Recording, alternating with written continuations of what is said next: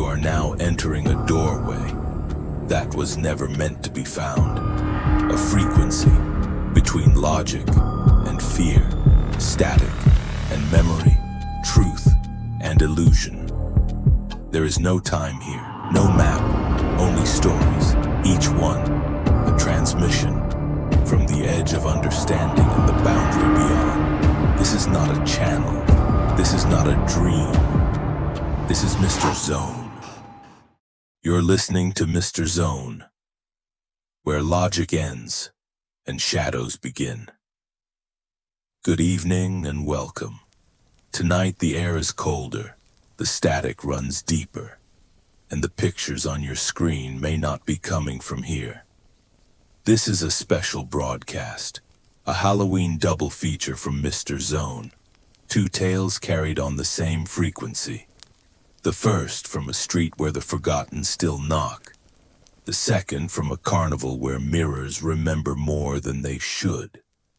These are stories of reflection and return, of things that reach out, even when we stop believing in them. So stay right where you are, dim the lights, and don't change the channel. Because tonight, you are tuned to the only station that still dares to play what the world has tried to forget. This is the Mr. Zone Halloween double feature. Tonight's first story is called The Ones Who Don't Knock. Maple Hollow was a postcard in October. Maple trees bleeding color, porches lined with hay bales and grinning pumpkins. The kind of place where you could almost believe in happy endings. Almost. Because here, Halloween ended before the night began. When the sun slipped behind the pines, the town went still. Every porch light off, every curtain drawn, every window sealed tight against the coming dark. Ask the old-timers why, and they'd just murmur, "Keep the lights off and they'll pass you by." No one asked who they were. No one wanted to know. Every year a few new neighbors wondered. Not many wondered twice. And in Maple Hollow, doors don't open from knocks, only from invitations. The Danners moved to Maple Hollow that October, a young couple and their son, Eli. They were looking for quiet, a slower life, a place where their boy could ride his bike without sirens echoing off concrete. When they saw the flyers, Halloween celebration ends at sunset, lights out after dark. They smiled, thinking it quaint. Guess they like their beauty sleep, Mr. Danner joked. Halloween morning arrived perfect, crisp air, apple smoke, excitement. But as the sun began to sink, something changed. The laughter thinned, shutters closed, and one by one the lights went out.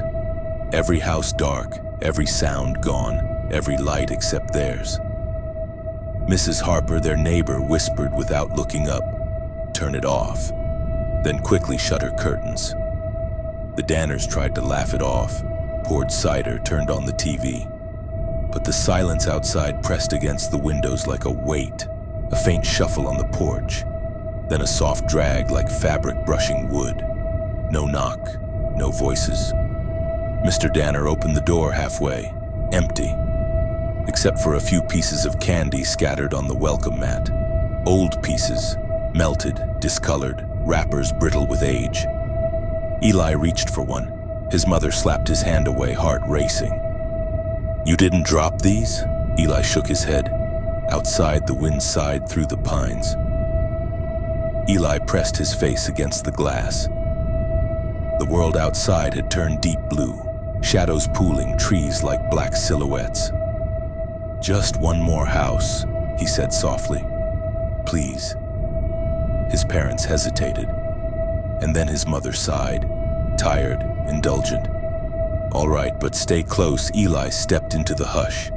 The cold bit sharper now, the air heavy, almost electric. Then, at the end of the block, something flickered. A single jack-o'-lantern still burning. Its grin trembled unevenly, candlelight pulsing like a heartbeat. He followed it, drawn by its lonely glow. The house looked abandoned, windows dark, door hanging slightly open.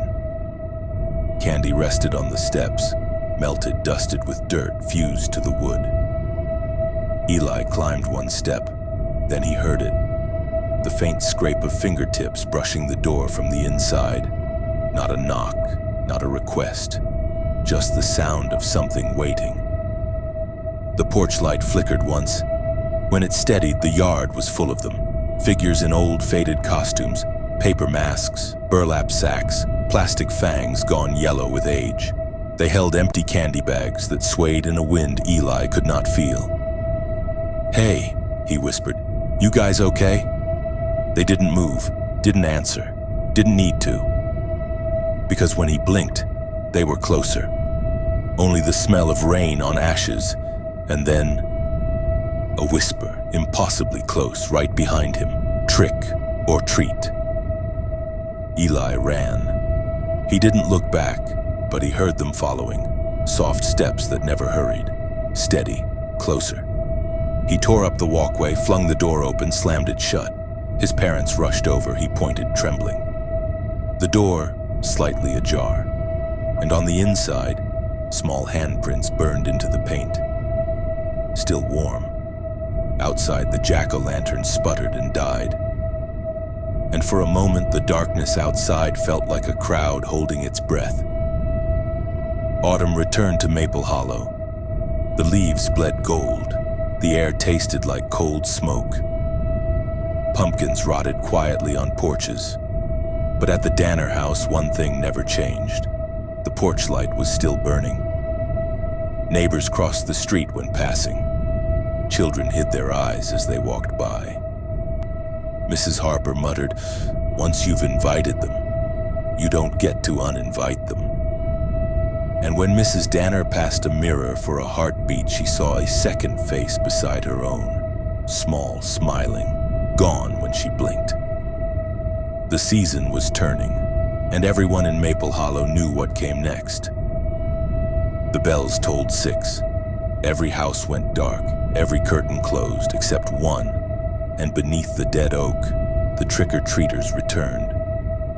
Paper masks, hollow eyes, this time one more among them, a boy with a pillowcase of candy. Its fabric sun-faded, the design decades old. His costume didn't match this decade, his smile carved too wide. Eli never blinked. There are towns that forget their ghosts, and towns that survive by fearing them. Maple Hollow remembers. Because every October when the sun sinks behind the trees, the living turn off their lights, and the dead go door to door. But not with knocks, no sound, no warning. Just the soft scrape of fingers on wood and the feeling something is already inside. So if you ever find yourself in a quiet town that ends Halloween before sunset, follow their rule. Keep your lights off. Keep your doors locked. This has been Mr. Zone. Because if you ever leave your light on past sunset in Maple Hollow, they won't knock. They'll just think you're one of them. You've just heard our first story. A tale from the quiet streets of Maple Hollow, where the forgotten still find their way home. But the night isn't finished.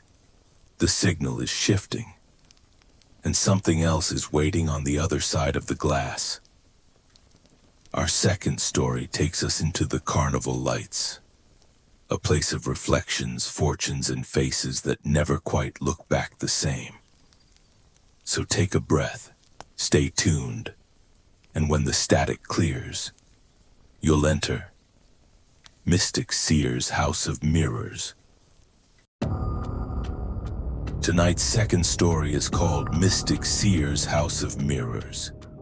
It follows 3 friends in the autumn haze of the late 1990s.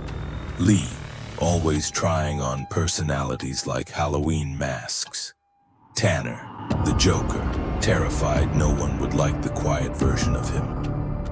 And Maya, a perfectionist held together by expectations. Their sleepy town carnival returns every Halloween. Same Ferris wheel, same tilt-a-whirl, same sticky prizes no one actually wants. But this year, one attraction appeared in the field center, one nobody remembers ever seeing before. A tent with a grin too wide and a promise too tempting to ignore. Willow Creek's Halloween Carnival buzzed with glow sticks, arcade tokens, and the sugary breath of nostalgia. Tanner slurped a neon green drink. Feels smaller than last year. Maya frowned, eyes roaming. Feels older. Then Lee stopped walking. There it was. A towering black and red tent in the center of the fairgrounds, its fabric rippling like smoke. Above the entrance, Mystic Seer's House of Mirrors. A giant devil head logo grinned, cartoonish, almost inviting, but its eyes flickered like red slot reels. Lee whispered, "That wasn't here last year." Maya swallowed hard. "It wasn't here ever." The devil head blinked. None of them noticed. Inside the entrance stood a carnival barker in a crimson vest, expression waxed into a permanent smirk. "Tickets," he breathed, voice hollow, echoing. "To be collected. Not taken, collected." They placed their stubs on a brass tray. The devil logo etched on the metal pulsed once, as if drinking something unseen. The mirrored door behind the barker slid open, breathing like tired lungs. Once all three stepped through, the door snapped shut. Curtains of mirrors rippled alive. Mirrors didn't reflect correctly, they anticipated. Lee saw himself cooler, confident posture, effortless charm. His reflection winked. Tanner's reflection flexed, brave and fearless, everything he pretended to be. It tilted its head, smiling like a dare. Maya's reflection looked perfect. Posture flawless, eyes bright, burdenless. She stared longer than she meant to. Behind every better version, faint and flickering, hovered the devil head mascot. Its grin stretched through the glass. Whispers curled through the maze. You could be better. Be chosen. Trade up. As they wandered deeper, the hallway shifted, mirrors sliding like teeth in a jaw. The friends were being funneled. At the maze's center was a circular chamber surrounded by dozens of mirrors, all of them showing potential selves. Every reflection leaned forward. Pick me. Pick me. Pick me. Some looked stronger, some funnier, some fearless. The real Tanner stepped closer, breathing fast. This could be me. One reflection stepped out, skin like liquid silver solidifying into flesh. It offered Tanner its hand. Lee shouted, "Don't!" But Tanner took it. Instantly, the real Tanner gasped, yanked backward into the mirror, palms slapping soundlessly behind glass. His eyes bulged, terrified, screaming silently. As the reflection, Tanner walked forward, smiling wide. The mirror hardened like ice. Only a fading handprint remained. Maya grabbed Lee's shirt. "We have to go." Behind them, the devil head flickered brighter. Mirrors tightened around Lee and Maya. Walls closing in. Every reflection beckoned. Trade. Trade. Trade. Lee clenched his jaw. "I'm not perfect, and that's okay." His reflections froze, bodies cracking like porcelain, shattering into dust. One mirror softened into a clear, true reflection. Lee stepped through. Maya trembled, tears welled. "I don't need to be perfect to matter." Her flawless reflection dissolved like smoke, leaving behind only her real self.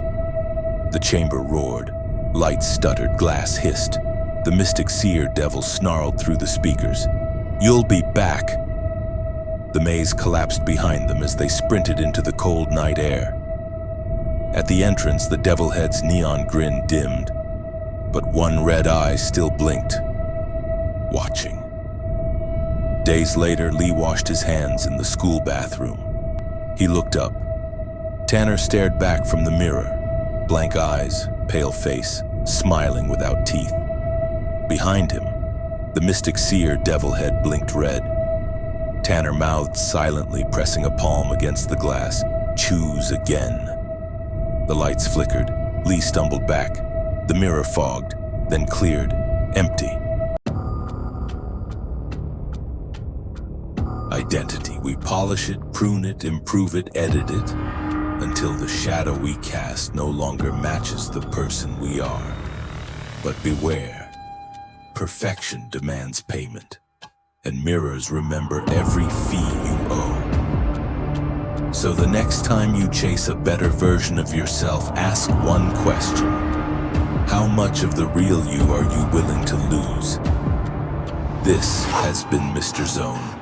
And if you ever find yourself chasing who you wish you were, try not to lose who you are. And so, the signal fades. The doors have closed. The mirrors have gone dark.